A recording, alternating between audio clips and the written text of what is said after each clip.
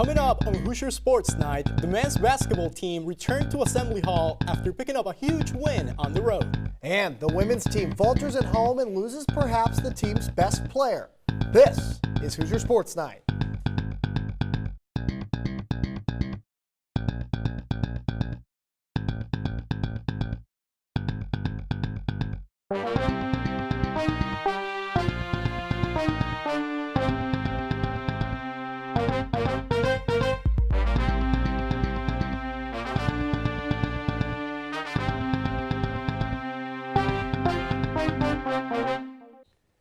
Good evening and welcome to Hoosier Sports Night. Thanks so much for spending it with us. I am Griffin Gonzalez. Beside me is the legend known as Juan Diego Alvarado. Juan, great to be back with you.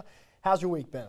It's been quite a week. The weather hasn't been that great, but you know what's always great? Hoosier Sports. And well, we begin tonight as Indiana men's basketball came back to town after picking up a great win in East Lansing. The Hoosiers faced the Iowa Hawkeyes Thursday night in Assembly Hall, and our Jared Rigdon has the recap. After taking down number 6 Michigan State on the road on Saturday, IU returned home to Assembly Hall in hopes for a second consecutive top 25 win. Instead, the Hoosiers were met by a strong Iowa ball club, falling to the Hawkeyes 77-72 Thursday night. IU struggled to play defense all night, giving up 46 points to the Hawkeyes in the first half. Joe Weiskamp buried 4 threes in the first 20 minutes, putting Iowa up 46-36 at the break. Iowa's a great team. They have a lot of shooters and 2 physical post presence on the court almost at all times, and they find their shooters. And I think we really led, I think it was Weiskamp. I think he got hot, hit 4 threes, yeah, and we just weren't running them off the line. And I think once you get that comfortable, you know, making threes is contagious. IU was able to hold the Hawkeyes to just 10 field goals in the second half, but it wasn't enough. Timely shots by Jordan Bohannon and Tyler Cook would make sure IU never got closer than 3 in the second half to close out a huge road victory over IU. You know, that small lineup presents some challenges at times with their spacing and the ability to shoot with the way they did. And we also had some breakdowns in transition as well. But I think they made 7 in the first half. End up making 3, and I think all 3 of them in the second half were unbelievably big daggers by Bohannon. The Hoosiers are back in action on Sunday as they host Ohio State at 1 p.m. For IUS TV Sports, I'm Jared Rigdon. Up next, the Hoosiers will play host to the Ohio State Buckeyes for their 13th conference game of the season. Now the men's team weren't the only ones in action this week, as Terry Morin's team also hit the floor with a battle against Minnesota on Wednesday. Tamar Scher brings us the coverage. Falling to the Minnesota Gophers Wednesday night 65-61, the Hoosiers are now sitting at a 6-6 conference record with one of their most difficult stretches coming up. The lack of shots falling created a big deterrent from the Hoosiers gaining a lead all game. During the first half, they only shot 23% from the field. I continue to be baffled just by the inconsistency that we start games with, and how and why we can't be consistent in knocking down shots. You know, when we are hitting shots, we're pretty good, and when we're not, we struggle. After a slow start with 9 turnovers in the first half, the Hoosiers were able to pick up momentum with only 4 turnovers in the second. The momentum lasted until point guard Allie Papberg left the game with a dislocated shoulder in the third quarter. Dr. Warren was able to pop it back in, and so we know that the shoulder's back where it needs to be and where it should be. It was hard to tell when she went down, you know, because she kind of grabbed her forearm. But then once I got up there, you could clearly tell that, you know, her shoulder was out of socket. So, and the only thing Allie asked Robert was, can I still play? So, you know, that's just the kind of competitor she is. The Hoosiers tried to rally back behind the efforts of Jalen Penn, but her 10 second-half points weren't enough. Next up, the Hoosiers will attempt to come back at Michigan State on Monday night. There is still no update on whether or not Papberg will be able to compete. For IUS TV Sports, I'm Tamar Scher. Thanks to Tamar for being there. The Hoosiers have another chance in East Lansing against Michigan State next Monday. IU softball is back in town and seeking to reach new heights this season. Reporter Will Trubshaw has all you need to know about the Hoosiers and their 2019 goals. Thanks, Juan. The first pitch of the 2019 season is only a few days away, and expectations are high for Coach Sean Stanton and the Indiana softball team after an unexpected third-place finish in the Big Ten last season. The Hoosiers' remarkable turnaround has been well documented after they turned a dismal 4-19 start into a 17-6 conference coming out party. And taking a closer look at their roster, there's nothing to suggest they can't sustain that type of success for an entire season. The pitching staff will be in good hands thanks to first-team All-Big Ten senior Tara Traynor and junior Emily Gooden. Traynor appeared in a remarkable 45 of 56 contests last season, posting a .264 ERA and 216 strikeouts and 198 and two-third innings, while Gooden posted an impressive .224 ERA and 109 and third innings pitched. Offensively, the Hoosiers will rely on the bats of junior Gabby Jenkins and her team-leading .369 average, along with Big Ten all-freshman team honorees Taylor Lambert and Maddie Westmoreland, who also earned first-team All-Big Ten honors after batting .306 with 10 home runs and 52 RBIs. For Coach Stanton, however, the focus is not merely on individual accolades or generic team milestones. We never set any expectations and goals as far as the little cheesy ones like I'm going to win the Big Ten title, I'm going to go to the World Series. It's every day we win the day. It means what is important now. We're going to train like champions. We're going to go out there and we're going to own our stage. We're going to own our moment. We're going to be big in those moments. And then you get to the end of the year and you look and you say, you know what, look what we achieved. The Hoosiers will have their first opportunity to win the day this coming weekend as they head down to Boca Raton, Florida for the FAU First Pitch Classic, where they'll face off against 6th-ranked Georgia and a host of other schools as the 2019 season finally gets underway. Back to you, Juan.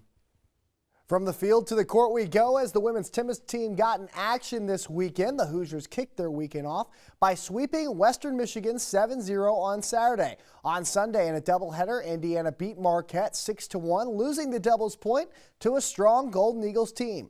Indiana ultimately finished the weekend off with another sweep, this time against Butler, as the Hoosiers went 3-0. But that wasn't the only headline out of the IU Tennis Center this weekend. The return of Madison Appel gave the Hoosiers a new spark, something Coach Asqui thought the team lacked last weekend.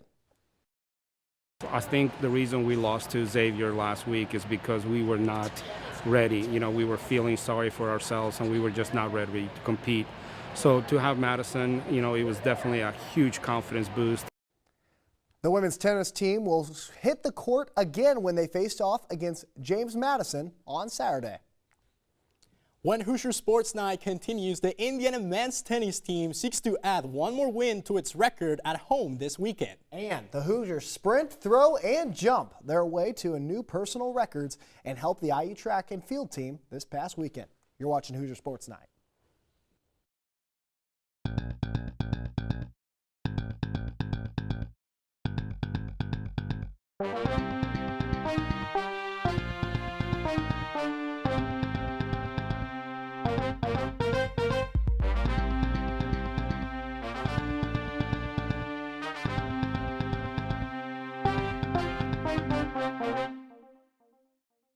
Welcome back to Hoosier Sports Night. Following its 4-3 win over Middle Tennessee, Indiana men's tennis seeks to stay on the winning tracks as UCF and Arizona State come to the IU Tennis Center. The IU men's tennis team is starting to get hot, with back-to-back close wins against some solid teams. Now, they'll look to keep their momentum going against Central Florida and Arizona State. Yeah, two great teams, very well coached, some of the best players in the country. I think they both have multiple ranked players and top pros that are now in college. So it's going to be a very, very difficult match. And I think once the matches come, it's so quick. It's a 2-3 hour sprint, and you kind of give everything you can. And I think we'll be so excited to play those teams and be at our home courts that we'll be ready to go. Home court advantage has been a huge emphasis for IU as the players build off the energy of their fans and teammates. I mean, I love the team atmosphere. It's just amazing, especially from coming from juniors. It's so different. Just being in the team just feels so much different. But I love it. I mean, I feel like it really helps you become a better player because everyone's pushing each other. So it's really helped me a lot. 2 wins would go a long way for a Hoosier team with high expectations for the future. As a team, obviously we'd like to make NCAAs, and I think we've got a really good start to the season, and we're just going to keep trying to carry momentum and see where it goes. IU and Central Florida both missed the NCAA tournament last year, but Arizona State received a bid. The Hoosiers are 1-2 on the season against last year's field. For iUS TV Sports, I'm Drew Frey. IU versus UCF is scheduled for Friday at 6 p.m., while IU versus Arizona State will be on Sunday at 2 p.m. The Hoosiers will not be back in the IU Tennis Center until February 23rd, when they face rival Purdue. And the University of Michigan may be home to the Big House, but when IU track and field teams traveled there on Saturday, the Hoosiers broke even bigger records. At the Power 5 Invite, throwers Princess Brinkley and Nasia Ford both set personal records, coming in 4th and 6th place, respectively. On the track, freshman Bailey Hertenstein raced to her new PR in the mile, while sophomore Natalie Price snagged her 3rd place in the 400-meter. Kayla Dawson was the lone Hoosier to break a meet record with her shot put distance.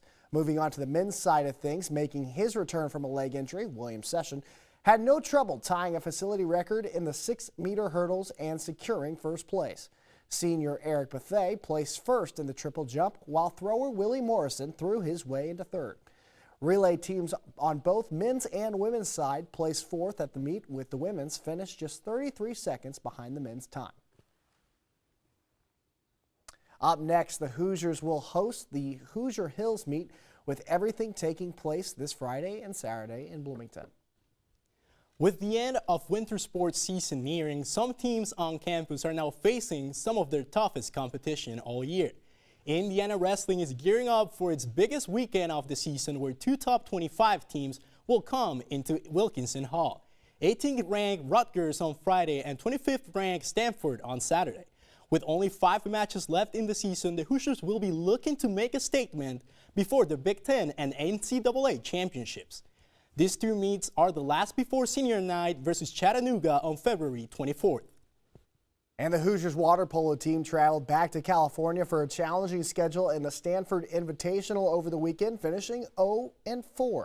Indiana dropped their first game facing off against California 16-7, and then went on to play their first MPSF conference game against number 2 Stanford. Captain Emily Powell led the charge, but the team was held scoreless in the second half, losing 25-4. Indiana suffered a similar fate against China International as they fell 18-4. In their closest match of the weekend, the Hoosiers mounted a comeback against UC Davis with hat tricks from Lauren Nettenmeyer and Tina Doherty, but ultimately fell short as the Aggies won 13-10. The Hoosiers will return to California to face the defending national champion USC on February 16th. The men's and women's swim and dive teams finished their dual meet season in impressive fashion on Friday, with both teams picking up wins against Louisville. The number 3 ranked men's team defeated the number 8 Cardinals by over 80 points, capping off yet another undefeated season and pushing their win streak to 30 consecutive meets. Meanwhile, the number 11 ranked women's team picked up their 4th win of the year in what was likely the last dual meet of senior Lily King's college career. I mean, obviously leaving behind a lot of records and things like that, but I hope I just kind of left a mark, you know. I want people to remember me as a hard worker and a good teammate.